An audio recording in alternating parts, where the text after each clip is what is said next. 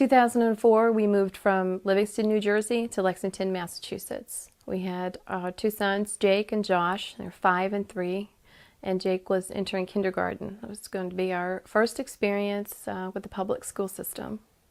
I went to pick up Jake one day from kindergarten, and they had a diversity book bag they had given him. And when I opened up the diversity book bag, I found a book called Who's in the Family? And as I started to thumb through the book, they were children with 2 mothers. And then a couple pages later, there was a child with a father and his partner. So it was a book that was definitely intended to introduce and normalize homosexual relationships. So what this diversity book bag did in finding this book is just raise our concerns, wondering, well, what else is in the school? This is our 5-year-old son, and you know, we're not abrogating the responsibility of raising him or his moral instruction. That is not for the school. That is for David and I as Jake's and Josh's parents. So we went into the school, we had a meeting with the principal and various other administrators, and they indeed confirmed that there are books like these throughout the entire all the classes in Lexington Elementary School. We said we want parental notification and the option to opt out, like the state statute says we can on human sexuality issues. They said no. They flat out refused. The teacher told us to go to a GLSEN workshop within the schools to educate us about it. Here we had a spokesperson for one of the most radical pro-homosexual groups there are in the nation. He said there were 3 main things that we needed to do, that the school needed to do.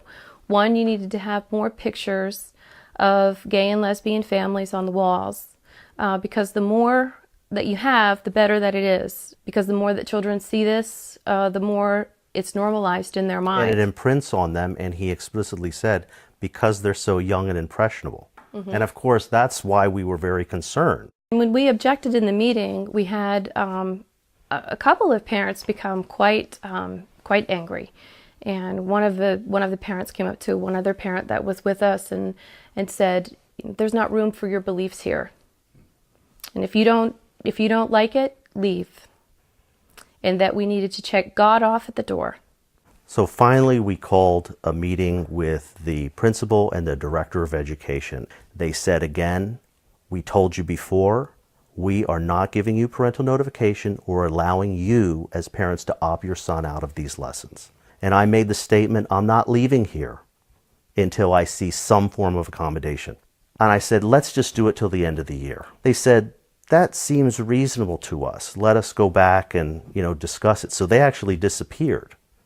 So they left us with the appearance that they could accommodate us. But what they had actually done is disappear and called policemen. The accommodation that they were willing to give was to arrest my husband, to handcuff his hands behind his back, and to take him to the Lexington jail overnight. They had someone deliver a paper to me that the administrators and the superintendent of schools had banned me from all schools in Lexington for indefinite period of time. I couldn't even go to the school to pick him up or see him. And I said to the judge, what if my child is in danger? I'm going to go to that school. He said, David, I'm telling you, you either abide by this order or you're going back to jail. This was the solution that the court said, and in fact, we homeschool our children today.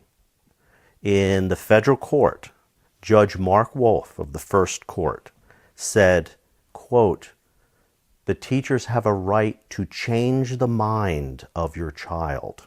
They're going to use our case against people in other states that also want notification and opt out of their children in gay marriage lessons. Mm-hmm. Because the court said gay marriage is legal and valid. Everyone in their view must recognize it, mm-hmm. and their children must validate it. It's the law of the land, they would say. You need to get over it or move out. Go and vote for one man, one woman. You have to make sure that your state law clearly states marriage is between a man and a woman. That's your only means of protecting your children. Your rights as a parent.